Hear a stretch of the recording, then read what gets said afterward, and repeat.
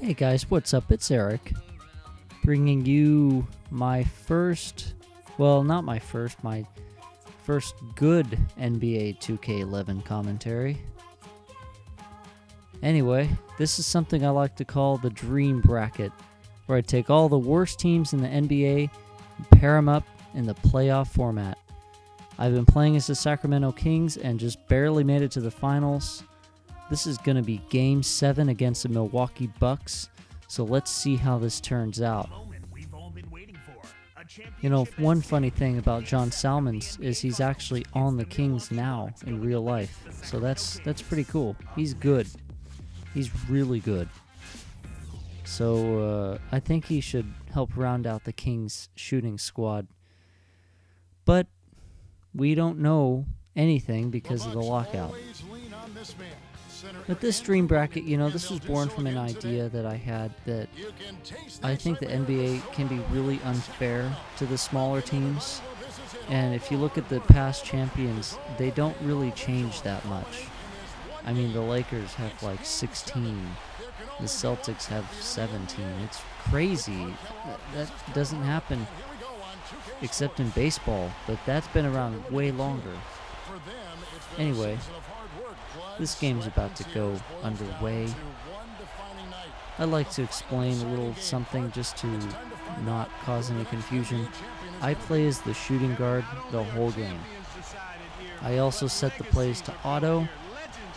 They're not great plays, but since I'm playing as shooting guard because that's my preferred position, I don't call plays. So I just set it to auto, and I just kind of let it do its thing. Sometimes the plays are good, and sometimes the plays are not very good. But, you know, you got to mix it up. Anyway, now, as a shooting guard, I love to shoot threes. I think every shooting guard does. That's why they are shooting guards. I mean, who doesn't like a nice three-pointer to just swish? That's the best feeling. And one thing I noticed about the Bucks is they'll take an early or really big lead, and they'll slowly start to fall. They get scared really easily, and that's probably why they're never champions. I think they were champions once in the 70s. It was a long time ago. But recently, their troubles are just, they're like half the teams in the league. They're just, every year they're bad. Their troubles are bad. And you know, I hear sports commentators, not video game sports, but real sports, say they're okay with the NBA being as unbalanced as it is. I'm not really okay with that. Though, at the same time, it's got a spending cap. It's got a formula that works. But the problem is, everybody wants their share. It's the old adage, have your cake and eat it too. Sometimes you've got to share. And especially when it's so much money, I think the owners are extremely greedy for what they're doing right now. Because they say they're losing money, but really, they're not losing money. They just don't make enough to keep their franchise afloat while they're raking in the millions, paying for their yachts and their big parties, their big cocaine parties, their Manhattan penthouses. It's messed up. I used to think, oh, those players, you know, they should just take the 50%, but really, I think they're being quite reasonable with their negotiating. They already negotiated a 52% to 50, or 52% to 48%, which I thought was fair. But the owners won't take it. They're 50% or nothing. And I heard one guy, Grant Napier, who is the main announcer for the Kings, he also does the big radio shows, if any of you don't know. on the local AM radio station. He said if the next move the players need to make is propose 51% to 49%. In that case, the players would make 51%, the owners would make 49%. If the owners don't agree to that, the players should definitely go on strike, leaving the whole league on hold at the players' whim instead of the other way around, which is the way it is right now. Most of the players actually do really want to play, and in fact, most of the franchises do, like Memphis and Milwaukee in this case, Sacramento, Golden State. What's another one? Phoenix. They're not sitting too pretty right now. Washington definitely does. Indiana, Cleveland. That's a lot of franchises. Oh, Charlotte. Don't forget Charlotte. But those franchises need to play games because their economy runs off of those teams. There's those restaurants around the arenas. They're not getting any business when there's no games going on. That's bad. That's costing people jobs. And it's like the owner for the Miami Heat, the Lakers, they are just awful. I mean, they're just taking everything, and they want more. I just don't understand. And honestly, I thought it was fine the way it was before. Is the owners would just give their share. You know, one other perspective I try to think of in a critical analysis of this is the players are only used to that lifestyle. I know what Carmelo Anthony said, he's got to feed his kids, but at the same time, if you're only ever making that much money, you have no idea how to make cuts in your life. You're like, wait, I can't buy those shoes? Wait, I can't get that limo? I can't get the jet? What's going on here? So their perspective is altered. And in fact, I see this with a lot of NFL players. That perspective comes crashing down when they retire. For a lot of them. There are the exceptions, the commentators for the games, Steve Young, Joe Montana. It's just the best players don't really get hurt because they get sponsorships and all these nice endorsements after they retire because their face is still usable for these companies.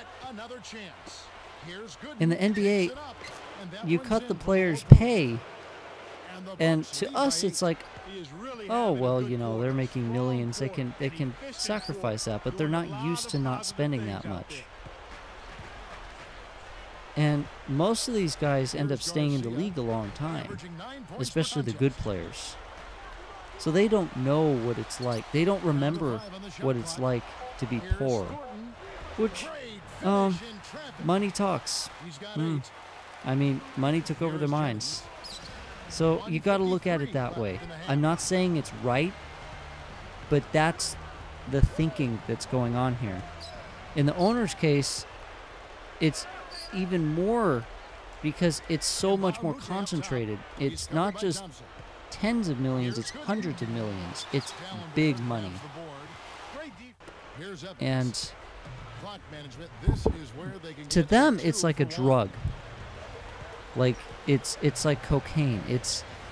They need it more than anything. So I mean, you look at drug addicts in rehab, and you think, God, how awful. They can't break that. Same thing for those owners. Also, not condoning their behavior, not condoning their greed. I'm just saying what it is. This may piss off some people, but that's the story. That's how it is. It's true. It's real.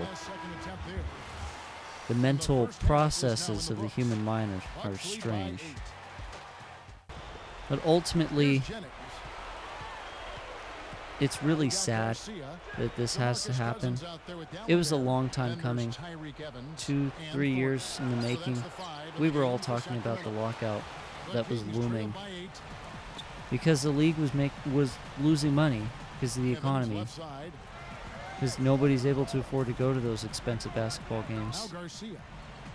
Case in point, look at Sacramento. The only reason the Maloofs wanted to move that franchise was because they were just making no money. At the same time, they needed an arena. Arco Arena, well, Power Balance Pavilion, is not that bad. In fact, it's kind of cool. It's got character. The loudest sports game in history was recorded at Arco Arena. That was back when the Kings were good, before all those fixed games against the Lakers. It's actually really sad what happened to the Kings. They had one of the best teams ever. Case in point, the DLC for NBA 2K12, the pre-order bonus. The Kings and the Warriors DLC. That team was half of my childhood. I remember coming home and I just couldn't wait for the next Kings game every day. Even though they weren't every day, it was my favorite sport to watch. The Kings were the best team in the league that year. And then Tim Donaghy comes out and says all those games were fixed. He says it was just game 6. Bullshit. It was all those games. They took it to game 7 to make a profit, and then they gave it to the Lakers because they had the bigger franchise. The Kings were the better team. Anybody that doesn't agree is either a Lakers fan or a moron. They're in denial. I love basketball. It's one of my favorite sports to play. In real life and to watch on TV. It's very entertaining. And my favorite team got robbed. It would have been their first championship in over 50 years. They weren't even the Sacramento Kings the last time they won the championship. They were the Rochester Royals. 1951. Now we've come over 60 years. They still haven't won a championship. What a shame. What a shame for the league. The Kings, they're weak. They may be setting up some good players, but really, I think their center has issues. I don't think Samuel Dallenberg is going to carry the Kings to the finals. And DeMarcus Cousins, he's good, but he's no center. He's a power forward. He's a big power forward. He's good, but he's not a center. I think the Kings set up on the shooters. If they get one last shot, if they get one more chance in Sacramento, they need to make the best of it. Unfortunately, that may never happen. Now I know, because I watch a lot of news, I'm a local guy. I live near Sacramento, so I know this. The city is trying to fund a new arena, and it's being quite successful. The radio's getting involved, all these multinationals, they love it that Sacramento has a basketball team. I think it's so cool that a town as small as Sacramento can have a professional basketball team. And in fact, when I was a little kid, I always appreciated that. It's like, That's the only team they've got. We better appreciate it. And they're good. Well, not anymore. It's just really sad. And, you know, it's one thing to try for a championship in this game, and it's another thing to really have it happen. It's almost a life-changing experience if you haven't experienced it. I haven't. My dad's a Boston Celtics fan, so I sort of felt it, but really, I didn't care. It was cool that they won it. It was cool that they took it away from the Lakers, but really, what? Is that championship 17 now? Big deal. I want to see a team like the Bucks win a championship, or the Pacers. That would just piss everyone off. How awesome would that be? That would be one of the best days of my life. If one of these weak franchises won a championship, wow. I'd never forget it. I would truly never forget it. It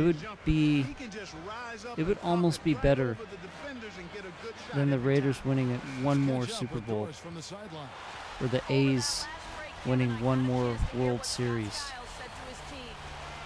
before I die. Because at this rate, it's not happening. Well, this game's coming sort of to an end. We're leading by 5 points, now by 3, after that amazing shot. See, I told you about the Bucks. They falter in the finals, or in any game in that matter. They're winning it halfway, but that doesn't mean anything if you can't actually win the game. It's the reach-in call. That's his first foul. So, we're inbounding the ball here. Of course, they're going to intentionally foul. They have to. There's barely any time left in this game. Tyreek with the free throw. Let's see what he can do here. And the first one missed. Oh, Tyreek Evans. You know, when LeBron was still in Cleveland, I referred to him as King James. And you see Tyreek just sunk the second one. But really, it's supposed to be King Tyreek.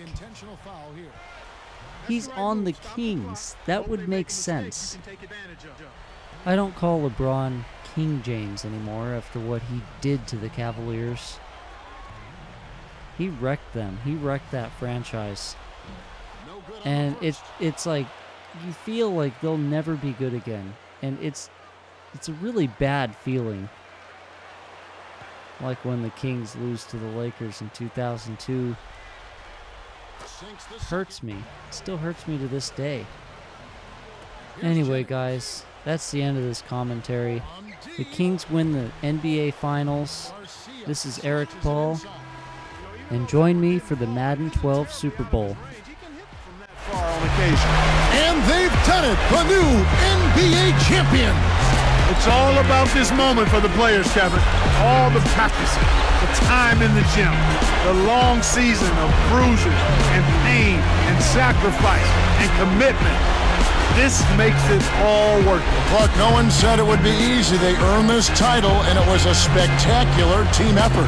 You know it, Kevin. Every guy, including the coaches and the trainers, had an impact and helped these guys win this championship. Well, it's even sweeter to get the victory here at home in front of these fans who are also a big part of their success. And that's it. We have ourselves a champion. It's been a long journey, but what a great ride through the NBA Finals. So for Clark Kellogg endorsement and everyone at 2K Sports, This is Kevin Harlan saying thanks for watching. We'll see you next season.